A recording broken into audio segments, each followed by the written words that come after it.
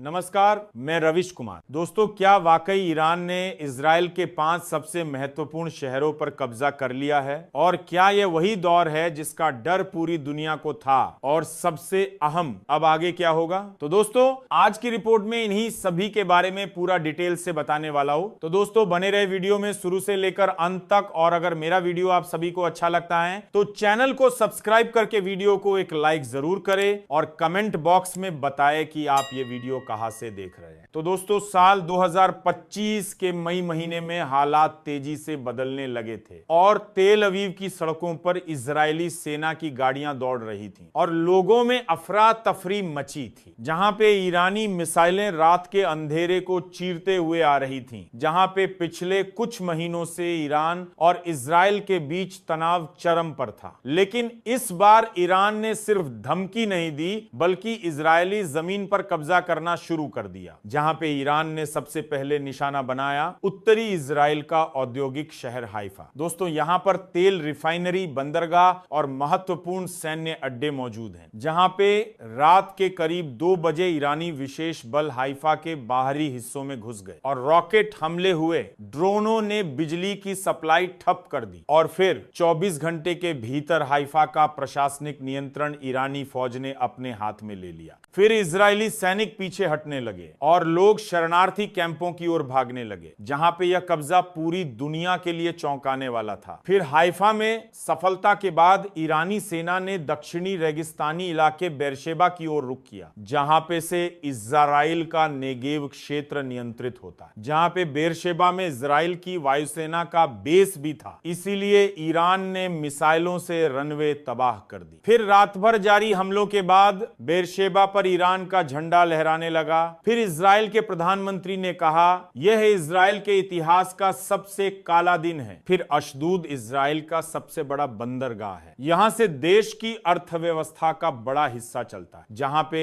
Iran ने बंदरगाह पर हमला कर पूरी सप्लाई चेन तोड़ दी और हजारों कंटेनरों को जला दिया। और फिर समुद्र तट पर ईरानी नौसेना ने कब्जा कर लिया। फिर रात भर धमाके होते रहे, लेकिन सुबह तक शहर की सड़कों पर ईरानी सैनिक गश्त करने लगे। फिर ईरान ने तेल अवीव, जो इजराइल की आर्थिक राजधानी, सबसे सुरक्षित मानी जाने वाली जगह है, वहां ईरानी सेना ने इसे चारों तरफ से घेर लिया। फिर स्मार्ट बम और ड्रोनों ने एयर डिफेंस को पंगु कर दिया। फिर 48 घंटे तक तेल अवीव घेराबंदी में रहा, जहां पे इजराइल की संसद, बैंकों के मुख्यालय और हाईटेक हब थे। फिर ईरानी सैनिकों ने धीरे धीरे शहर के उत्तरी इलाके पर कब्जा जमाया, जहां पे हजारों लोग राजधानी छोड़ने पर मजबूर हुए। फिर इजरायली सेना ने यरूशलेम पर आया, जो कि इजराइल का एक ऐसा शहर है जिसकी फिजाओं में इतिहास की गूंज बसी है। और ये एक ऐसा शहर जहां धर्म, राजनीति और पहचान की जड़ें इतनी गहराई से फैली हैं कि कोई उसे छूने की भी सोच नहीं सकता। लेकिन ईरान ने वो कर दिखाया जिसने पूरी दुनिया के होश उड़ा दिए।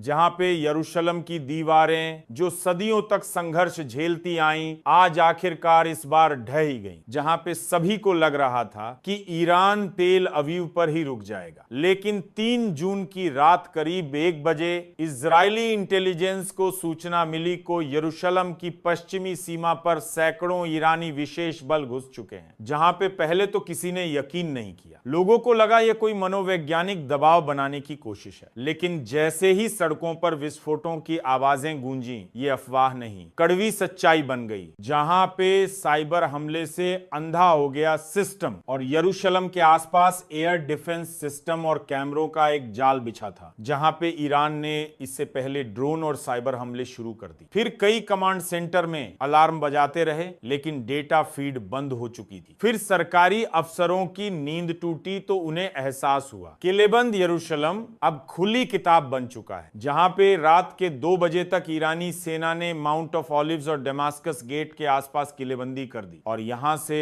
शहर के पुराने हिस्से का पूरा नियंत्रण लिया जा सकता था। फिर ईरानी सैनिकों ने इलाके के चारों तरफ बख्तरबंद वाहन और एंटी एयर मिसाइलें तैनात कर दी। फिर रिहायशी इलाकों में माइक से ऐलान शुरू हुआ कि यरूशलेम अब ईरानी नियंत्रण में है, जो भी हथियार डालेगा उसे सुरक्षित बाहर जाने दिया जाएगा। फिर लोग डर के मारे घरों में दुबक गए और कई यहूदी परिवार अपनी पवित्र किताबें और जरूरी सामान लेकर नीचे तहखानों में जा छुपे। पे। फिर यरूशलेम के वेस्टर्न वॉल और टेम्पल माउंट इलाके में इजरायली स्पेशल फोर्सेज ने मोर्चा लिया, जहां पे उनकी कोशिश थी कम से कम धार्मिक स्थलों को बचाया जाए। फिर रात भर गोलीबारी होती रही, ईरानी ड्रोन लगातार ऊपर मंडराते रहे और बख्तरबंद गाड़ियों पर मिसाइलें गिराते रहे। जहां पे एक तरफ गोलियों की आवाजें थीं, दूसरी तरफ धार्मिक स्थलों में इजराइल के रब्बी और लोग हाथ जोड़कर प्रार्थना कर रहे थे कि हे ईश्वर, यरूशलेम को बचा लो। यह रात इजराइल के इतिहास की सबसे डरावनी रात बन गई। फिर सुबह होते